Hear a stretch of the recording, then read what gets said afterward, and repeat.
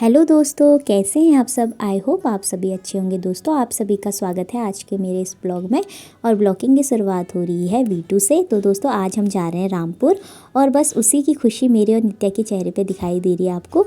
और दिल्ली की मौसम की बात करें तो यहाँ आज तो बुरी हालत हो रही है। मतलब दिन के टाइम आप देख सकते हैं कोहरा लगा है। सुबह तो पूछो ही मत, इतना ज़्यादा कोहरा होता है कि मैं बाहर निकलती ही नहीं हूँ सुबह के टाइम। अगर मुझे कुछ लेना भी होता है तो मैं दिन में ही जाती हूँ। तो हमें थोड़ी बहुत शॉपिंग करनी थी, इसलिए हम घर से थोड़ा जल्दी आ गए थे। V2 में थोड़ा सामान वगैरह ख़रीदना था तो हम आ चुके थे। बस अब हम यहाँ से निकलते हैं मेट्रो स्टेशन की ओर। तो दोस्तों, हम लोग पहुँच चुके हैं एरो सिटी मेट्रो स्टेशन और यहाँ से हमें न्यू दिल्ली के लिए मेट्रो लेनी है, क्योंकि हमारी जो ट्रेन है वो न्यू दिल्ली से है।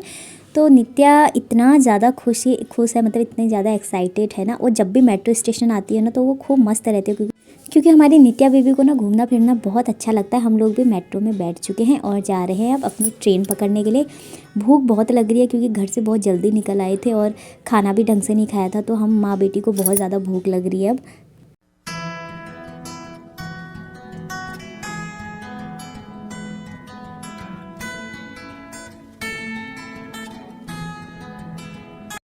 दोस्तों, हम लोग पहुंच चुके हैं रेलवे स्टेशन और हमारी ट्रेन भी आ चुकी है। तो अभी हमें बहुत टाइम है, मतलब हम बहुत टाइम से पहले पहुंच चुके हैं। अभी ट्रेन चलने में 1 घंटा है। तो बाहर बहुत ठंड हो रही थी, तो नित्या के पापा बोले तब तक तुम लोग अंदर बैठ जाओ और मैं कुछ खाने का ले आता हूँ, क्योंकि तुम लोगों को बहुत भूख लग रही है। तो मैंने कहा हाँ यार, सबसे पहले तुम कुछ ना कुछ खाने के लिए लेके आओ। और ठंड भी बहुत हो रही है, मुझे तो चाय मिल जाए, चाय में ही खुश हूँ मैं। तो मैंने कहा चाय तो सबसे पहले आप चाय लेके आ जाओ, क्योंकि बहुत ठंडा हो रहा है। और ठंड तो इस बार दिल्ली में ऐसा लग रहा है मानो शिमला ना चल के दिल्ली आ गया, और दिल्ली तो पूरा शिमला ही लग रहा है, इतनी ठंड हो रही है। और उसके बाद नित्या बहुत ज़्यादा ना बोर होने लग गई थी, बहुत मतलब तंग करने लग गई थी। तो मैं नित्या के साथ थोड़ा नित्या बन के उसको हंसाने में लग गई थी। तो हम उसके सामने गेम्स खेलने लग गई। मैंने बोला आप मम्मा बन जाओ, मैं नीतू बन जाती हूँ। बस उसने मेरे को अपनी कैप पहना दी थी, मैंने उसको अपनी कैब बना दी। बस हम ऐसी मस्ती मजाक करने लग गए थे। और आपको पता है कि बच्चों के साथ ट्रैवलिंग करना तो बहुत ही मुश्किल होती है, क्योंकि बच्चे समझते नहीं है और उनको समझाना बहुत मुश्किल होता है। मैं नित्या को बार बार मतलब इसलिए भी खिला रही थी क्योंकि हमारी नित्तू को ना बाहर की चीज़ें खाने का इतना शौक है कि वो कंट्रोल नहीं कर पाती। और जब भी उसको कोई दुकान दिखती है तो बस उसको चाहिए वो चीज़, वो मुझे वो चीज़ चाहिए बोलने लग जाती है। तो इतने में हमारी ट्रेन भी चल पड़ी थी। तो नित्या सबको कर रही थी बाय बाय। सबसे हंसी मुझे इसलिए भी आ रही थी क्योंकि बाहर मतलब स्टेशन पे डॉग वगैरह भी बैठे थे, तो उनको भी बोल रही है डॉगी बाय, डॉगी बाय, मैं जा रही हूँ, मैं जा रही हूँ। और हमने नित्या को ना मतलब ये बोल रखा था कि हम मामा मामी के वहाँ नहीं, हम तेरे को लेके दद्दा के पास जा रहे हैं।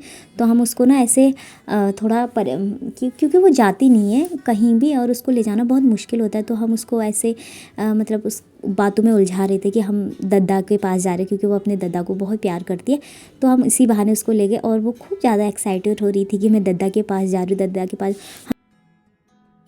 ठंड और कोहरे की वजह से हमारी ट्रेन भी हो चुकी है 1 घंटा लेट।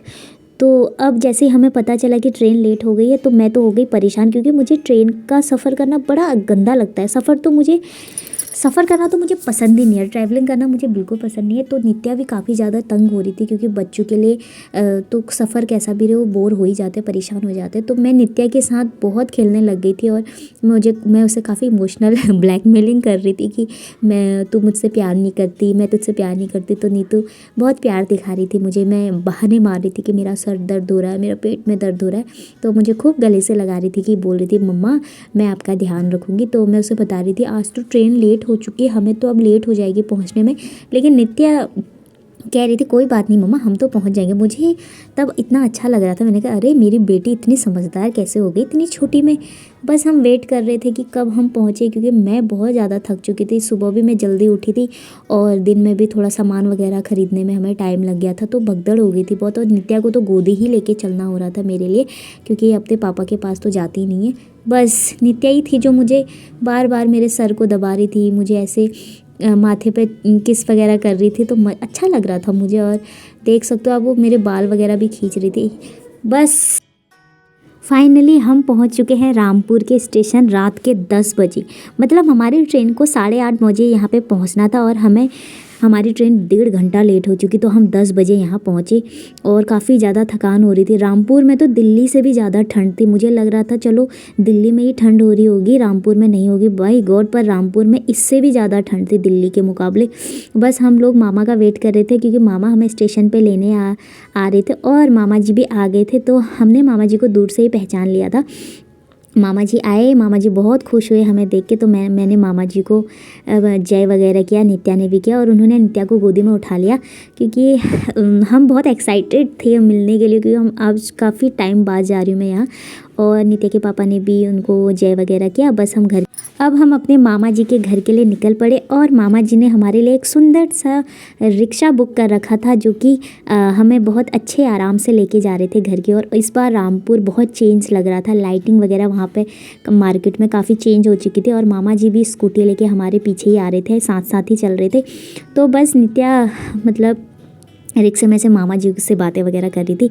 तो मैं नित्या के पापा को बता रही थी रामपुर बहुत चेंज हो चुका है पहले से। मतलब जब मैं 2-3 साल पहले आई थी ना यहाँ पे, तो काफ़ी चेंज था। मतलब इतना नहीं हुआ था चेंज। इस बार काफ़ी सुंदर सजा दिया गया था, मार्केट लाइट वगैरह सारा कुछ चेंज कर दिया। आप नित्या की खुशी देख सकते हो, बार बार मामा जी को देख रही है रिक्शे से, तो इसलिए वो खुश हो रही है। और उसको ना स्कूटी में ही जाना था, लेकिन क्या करें ठंडा इतना हो रहा है कि उसको स्कूटी में हम नहीं भेज सकते थे।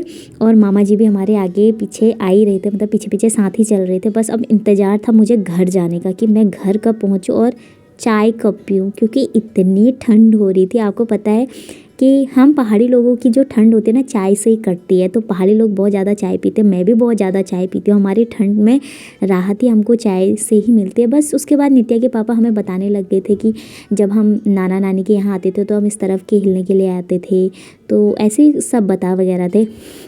तो इतने में यहाँ पे एक कॉफ़ी शॉप दिख रहा था, तो यहाँ बता रहे थे कि कॉफ़ी काफ़ी ज़्यादा अच्छी मिलती है। तो मैं तो कभी आई नहीं हूँ यहाँ पे, लेकिन मैंने नित्या के पापा को बोला चलो मुझे ही लेके आ जाना, कल लेके आ जाना। तो वो हंस रहे थे, बोल रहे थे पहले घर तो पहुँच ले उसके बाद आएंगे, अभी इतनी ठंड में तेरे को कहाँ कॉफ़ी पिलाएं, कल भी कहाँ होगा ऐसा मौसम। बस हम लोग निकल चुके हैं घर की तरफ।